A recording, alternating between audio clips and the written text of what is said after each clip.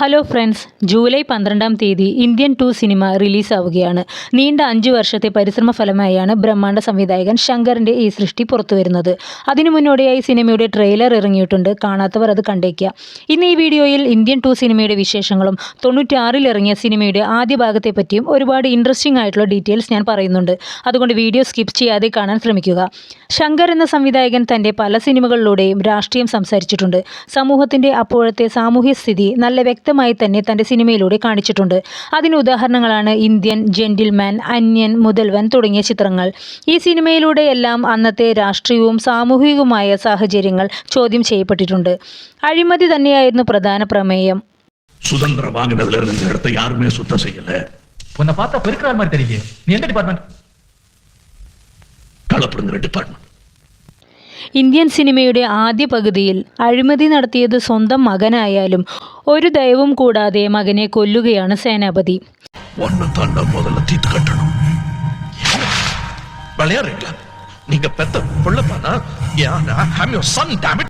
96-ൽ ഇറങ്ങിയ ഇന്ത്യൻ സിനിമയിൽ കമൽഹാസൻ അനശ്വരമാക്കിയ സേനാപതി കഥാപാത്രത്തിന് അപ്പോൾ തന്നെ ഏകദേശം 78 വയസ്സ് പ്രായമുണ്ട്.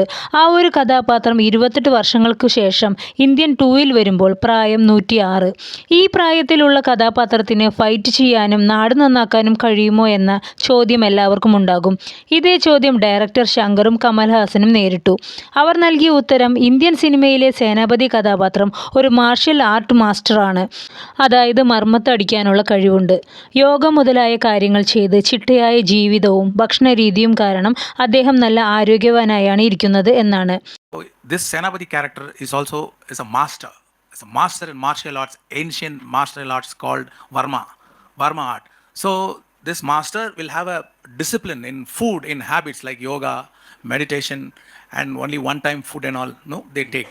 So if you are a master in your craft and the discipline in your behavior, no, the age doesn't matter. They can perform any kind of stunt. 96-ലെ ഇന്ത്യയിലുള്ള സേനാപതിയുടെയും പത്നിയായി അഭിനയിച്ച സുകന്യയുടെയും മേക്കപ്പിനെ പറ്റി പറയാതെ വയ്യ. ഹോളിവുഡ് മേക്കപ്പ് ആർട്ടിസ്റ്റിനെ വെച്ച് ചെയ്ത മേക്കപ്പ് കമൽഹാസന് ഓക്കെ ആയിരുന്നു. പക്ഷേ സുകന്യയുടേത് അറുബോറായിരുന്നു എന്നാണ് എൻ്റെ അഭിപ്രായം. എന്നാൽ ഇതേ ആർട്ടിസ്റ്റ് 96-ൽ തന്നെ ഇറങ്ങിയ ഔവൈ ഷൺമുഖി സിനിമയുടെ മേക്കപ്പ് ചെയ്തത് കിടുവായിരുന്നു. ഈ മേക്കപ്പ് അണിയാനും റിമൂവ് ചെയ്യാനും ഏകദേശം 7 മണിക്കൂർ വേണമായിരുന്നു. പിന്നെ മറ്റൊരു രസകരമായ കാര്യം, സേനാപതി എന്ന ക്യാരക്ടർ സത്യത്തിൽ നടൻ രജനിയെ മനസ്സിൽ കണ്ടാണ് സംവിധായകൻ തയ്യാറാക്കിയത്.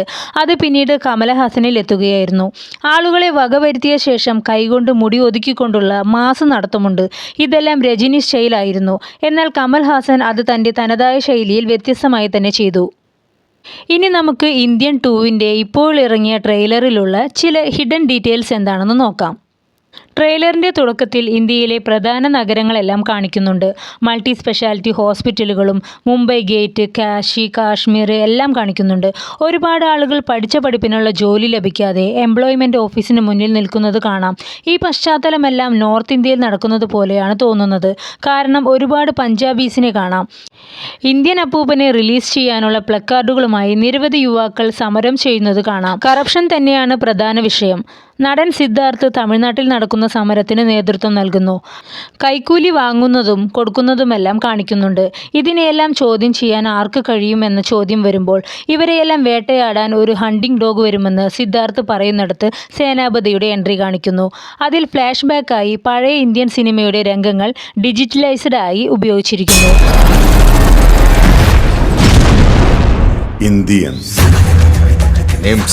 സിനിമയിലെ 3 കഥാപാത്രങ്ങളുടെ മരണശേഷമാണ് സിനിമ പൂർത്തിയാക്കാൻ പറ്റിയത്.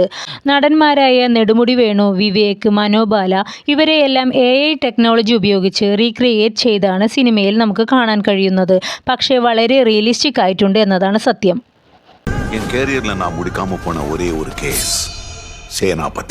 സേനാപതി അപ്പൂപ്പൻ്റെ മർമ്മക്കല കാണിക്കുന്ന രംഗങ്ങളും കാണാം.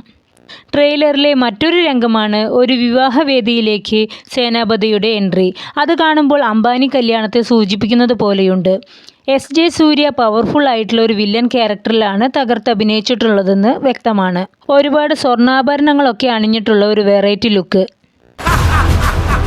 ഇന്ത്യൻ അപ്പൂപ്പനെ പോലീസ് പിടിക്കുന്നതും കോർട്ടിൽ ഹാജരാക്കുന്നതും കാണാം. അതിന് നിരവധി സമരങ്ങളും നടക്കുന്നുണ്ട്. റിസർച്ച് സെൻറ്ററും ലാബുമെല്ലാം കാണിക്കുന്നത് കൊണ്ട് ടെക്നോളജി ബേസ്ഡ് സിനിമയാണെന്ന് അനുമാനിക്കാം. സിനിമയുടെ സംഗീതം നിർവഹിച്ചിരിക്കുന്നത് അനിരുദ്ധാണ്. ഇറങ്ങിയ സോങ്സ് വലിയ മെച്ചമുള്ളതായി എനിക്ക് തോന്നിയില്ല. എന്താണ് നിങ്ങളുടെ അഭിപ്രായം? അധികം ഡീറ്റെയിൽസ് പറഞ്ഞ് സ്പോയിൽ ചെയ്യുന്നില്ല. ഇനി നമുക്ക് സിനിമ ഇറങ്ങിയതിന് ശേഷം കാണാം. അപ്പോൾ ഈ വീഡിയോ ഇഷ്ടമായാൽ ലൈക്ക് ചെയ്യാനും സബ്സ്ക്രൈബ് ചെയ്യാനും മറക്കല്ലേ. പുതിയൊരു വീഡിയോയുമായി ഉടനെ എത്താം. അതുവരയ്ക്കും ബൈ.